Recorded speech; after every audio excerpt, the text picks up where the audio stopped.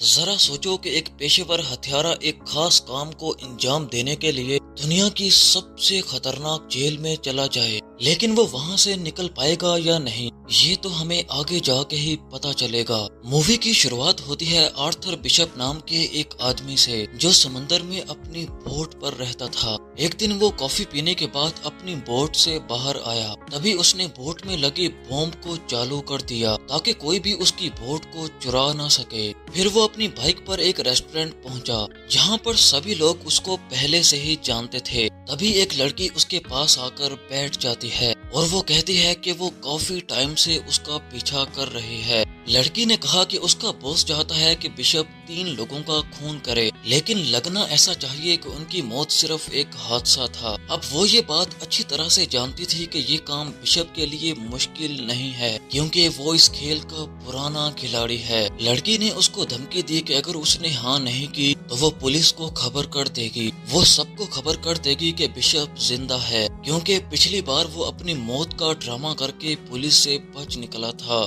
تبھی بشپ نے دیکھا کہ اس لڑکی کے ساتھ اور بھی لوگ ہیں جو اسے ہی دیکھے جا رہے تھے۔ تبھی اچانک اس نے اپنا موبائل فون باہر نکالا اور اس لڑکی کی ایک فوٹو لے لی۔ جیسے ہی لڑکی نے بندوق نکالنے کی کوشش کی تو بشپ نے اس پر حملہ کر دیا۔ یہ دیکھ کے لڑکی کے ساتھ آئے گنڈے بھی بشپ پر حملہ کر دیتے ہیں، لیکن بشپ نے ایک ایک کر کے سب کو مار گرایا۔ پھر بشپ نے کیمرے میں دیکھا کہ نیچے سے اور گنڈے اس کی طرف آ رہے ہیں، اسی لیے اس نے دیوار سے چھلانگ لگائی اور ایک کیبل کار سے لٹک گیا۔ اس لڑکی نے اپنے ساتھیوں کے ساتھ بشپ کا پیچھا کیا اور کیبل کار میں گھس گئی۔ وہ بشپ کو کیبل کار کے اندر ڈھونڈ رہی تھی، لیکن ہمارا بشپ تو چھت پر تھا۔ اب لڑکی جیسے ہی بشپ کو بندوق سے اڑانے لگتی ہے تبھی بشپ کود گیا اور ایک پیراشوٹ پر گر گیا۔ رات کو جب وہ اپنی بوٹ کے پاس پہنچا تو وہ دیکھتا ہے کہ 2 لوگ پہلے سے ہی وہاں موجود ہیں۔ اس نے بنا ٹائم ضائع کیے ریموٹ باہر نکالا اور بٹن دبا دیا جس سے بوٹ پھٹ گئی۔ اس کے بعد وہ مال اتارنے اور چڑھانے کی جگہ پر پہنچا۔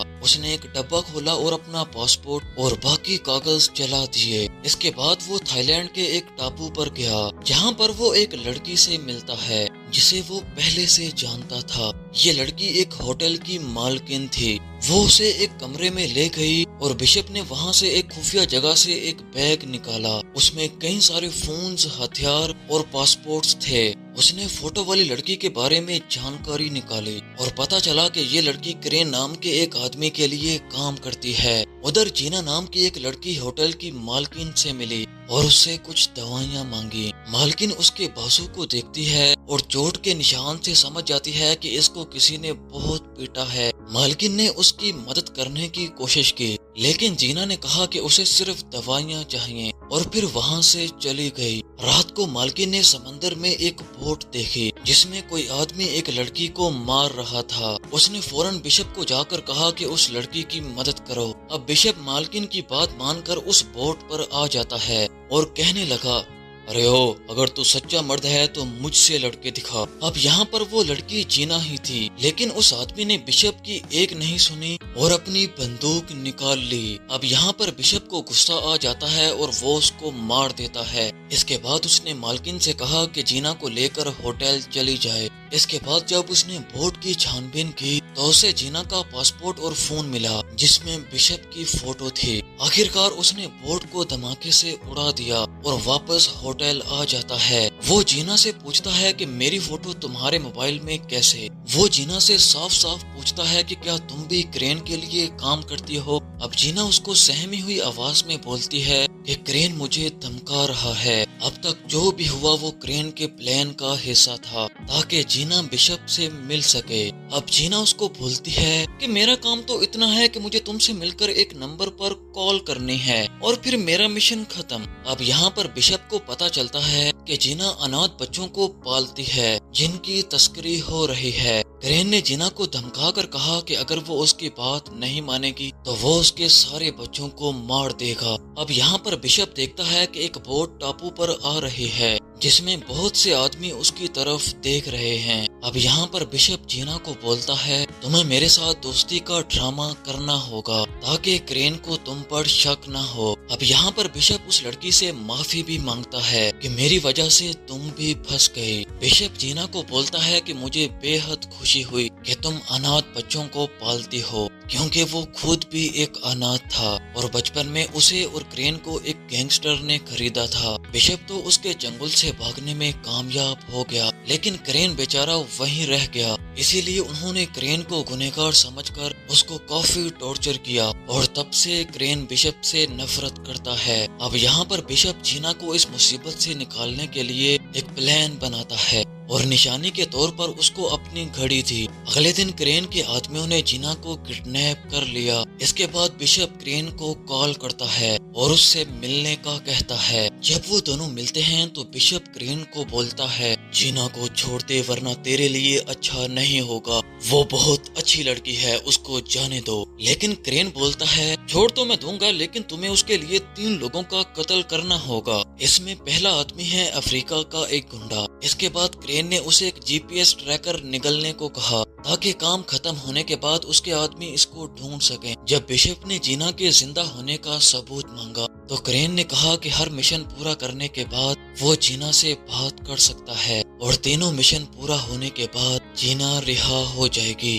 अब बिशप ने अपना काम शुरू कर दिया। उसे पता चलता है कि वो जेल समंदर के बीचों बीच है जो शार्क से भरा हुआ था और जेल के चारों तरफ 100 मीटर लंबे पहाड़ थे, इसलिए उस जेल में घुसना लगभग नामुमकिन था। इसके बाद बिशप ने कुछ गुंडों की जानकारी निकाली और एक आदमी चुना जिसके चेहरे पर एक टैटू था। उसने उसी आदमी जैसा हुलिया बनाया और फिर मिशन के लिए जरूरी सामान खरीद लिया। अगले दिन जब वो सड़क पर घूम रहा था तो पुलिस ने उसको गैंगस्टर समझकर जेल में बंद कर दिया। जेल में वो देखता है कि जिस गुंडे को वो मारने आया है उसके साथ और भी 4-5 गुंडे होते हैं जो हर वक्त उसके साथ ही रहते हैं। वहाँ पर पास बैठे एक कैदी ने उसको बताया कि इस आदमी का नाम क्रिल है और इसने साइबेरिया के प्रेसिडेंट को मारा था। अब तक कई कैदी क्रिल को मारने की कोशिश कर चुके थे। जब क्रिल पर फिर से हमला हुआ तो इस बार बिशप ने उसकी जान बचा ली। क्रिल ने उसका शुक्रिया अदा किया और उसे खाने पर बुलाया। जब बिशप उसे मिलने गया तो उसने वहीं पर क्रिल को मार दिया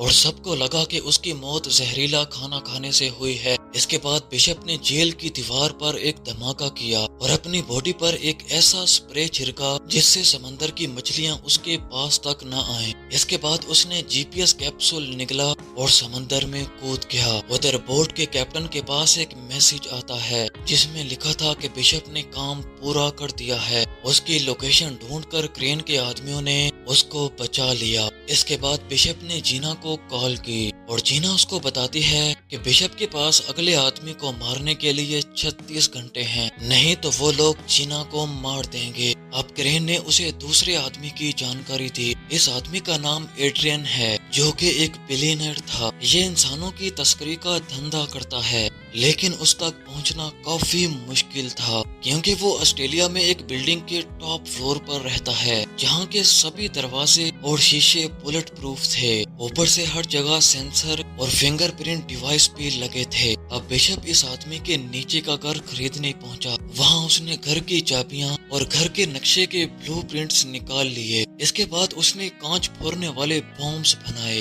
और साफ सफाई वाले आदमी का भेस बदलकर उस घर में घुस गया। घर की खिड़की से लटक कर वो एड्रियन के घर के स्विमिंग पूल तक पहुंच गया और वहां बॉम्ब्स फिट कर दिए। जैसे ही एड्रियन उसमें नहाने आया, बिशप ने धमाका कर दिया और एड्रियन सीधा नीचे गिरकर मारा गया। अब फिर से जीना की कॉल आती है, लेकिन इस बार जीना ने चालाकी से उस बोट का नंबर दिखा दिया जिसमें वो कैद थी। फिर बिशप हेलीकॉप्टर से उस बोट से जीना को बचाने पहुंचा और कई गुंडों को मार गिराया, लेकिन अफसोस वो कुछ देर बाद पकड़ा जाता है। लेकिन इस बार क्रेन उसको आखिरी मौका देता है। بیٹا اس بار تو تمہیں معاف کر دیا، لیکن پھر سے غلطی کی تو جینا بیچاری فضول میں ماری جائے گی اور اس کی موت کے ذمہ دار ہوگے تم۔ اب بشپ کا آخری مشن تھا امریکہ میں رہنے والے میکس کو مارنا۔ وہ ایک ایسی بلڈنگ میں چھپا ہوا تھا جو پہاڑ کے اوپر بنی ہے اور وہاں سب مرین کا کارخانہ تھا۔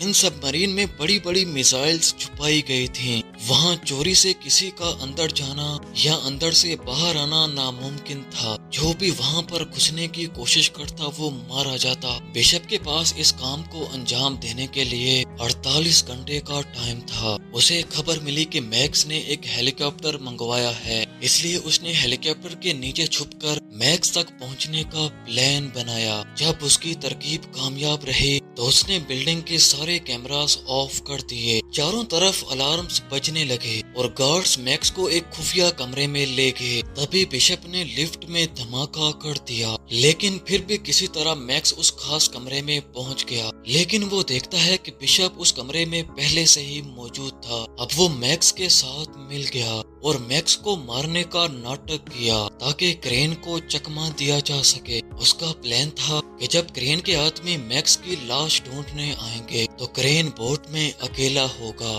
اور اس سمے اسے ختم کرنا کوئی بڑی بات نہیں ہے۔ انہوں نے پلان کے مطابق میکس کی موت کا ڈرامہ کیا اور جیسے ہی وہاں دھماکہ ہوا بشپ اسے بچا کر سمندر سے ایک ٹاپو میں لے آیا۔ اب یہاں پر بشپ کرین کو کال کرتا ہے اور اسے بولتا ہے اب جینا کو چھوڑ دو، تم نے جو بولا تھا وہ میں نے کر دیا۔ لیکن کرین یہاں پر میکس کی لاش دیکھنے کی ڈیمانڈ کرتا ہے۔ بشپ نے بتایا کہ لاش اس کی سب مرین میں پڑی ہے۔ اس کے بعد کرین نے میکس کی لاش دیکھنے کے لیے اپنے آدمی بھیجے۔ بشپ نے بھی ان کے لیے ہر جگہ بومز لگا کر تیاری کر رکھی تھی۔ جیسے ہی اس کے آدمی وہاں پر آتے ہیں بشپ ان سب کو مار دیتا ہے۔ ادھر کرین نے یہ سب اپنے کیمراز میں دیکھ لیا۔ اس کے بعد بشپ کرین کی بوٹ پر پہنچا اور سارے گارڈز کو مار دیا۔ اسی بیچ جینا کو بھی گولی لگ گئی۔ وہیں کرین نے بوٹ میں لگے بوم کو ایکٹیویٹ کر دیا۔ بشپ نے جلدی سے جینا کو آزاد کیا